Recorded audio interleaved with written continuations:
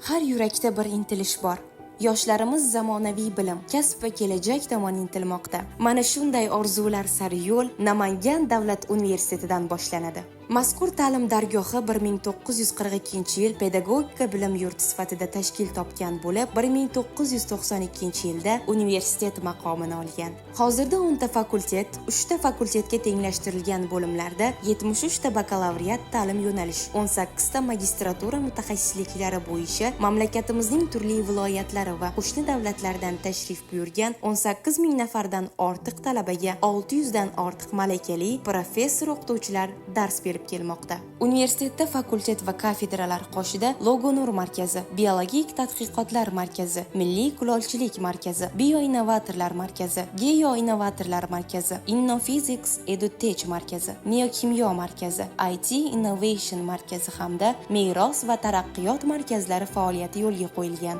870 nafar talabaga mo'ljallangan talabalar turar joyi zamon talablariga mos jihozlangan va olis hududlardan keluvchi hamda xorijiy talabalarning yashashi, bo'sh vaqtini mazmunli o'tkazishi uchun zarur sharoitlar yaratilgan. Xususan, talabalar turar joyining har bir qavatida dam olish xonasi, oshxona hamda kir yuvish uchun xonalar bo'lib, zarur jihozlar bilan ta'minlangan. Universitetda 3 ta yopiq, bitta ochiq sport maydoni mavjud bo'lib, bu yerda har yili O'zbekiston va jahon chempionlari yetishib chiqmoqda. Voleybol, basketbol bo'yicha universitet jamoasi respublika hamda xalqaro musobaqalarda sovrinli o'rinlarni egallamoqda. Talabalarning iqtidor va iste'dodlarini ro'yobga chiqarishga qaratilgan Namdu nihollari talabalar teatr studiyasi, bir haftada bir kitob loyihasi, zakovat, munozara intellektual klublari, prezident va nomli davlat stipendiyalariga tayyorlovchi Yoshlar akademiyasi, Qalqon jamoatchilik guruhi faoliyat yuritmoqda. Axborot resurs markazi esa kun-tun talabalar bilan gavjum va malakali mutaxassislar ularga xizmat ko'rsatib keladi. Markazda istalgan o'quv darsligi bilan bir qatorda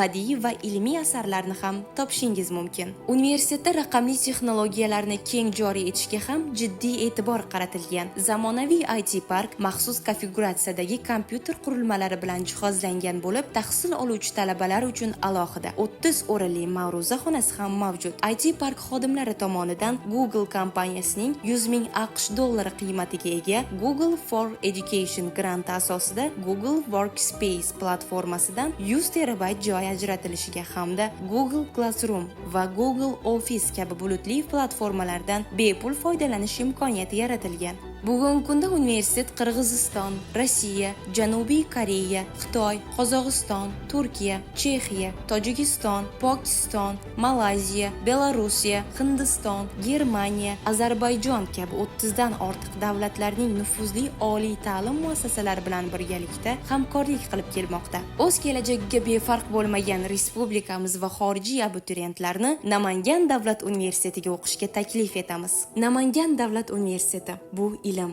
tafakkur, yangilik va orzular sari dadil qadam.